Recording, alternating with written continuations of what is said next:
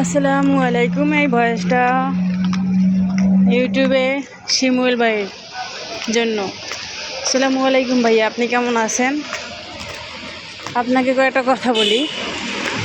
দেখেন ভাইয়া, আপনি আমাদেরকে মিথ্যা আশ্বাস দিচ্ছিলেন, ঠিক আছে, যে আমার বান্ধবী লিমারে ওরে আপনি নিয়ে যাবেন, তো আপনি নিলেন না, ঠিক আছে। তো ভাই বেয়াদবি মাফ করবেন। তো দেখেন,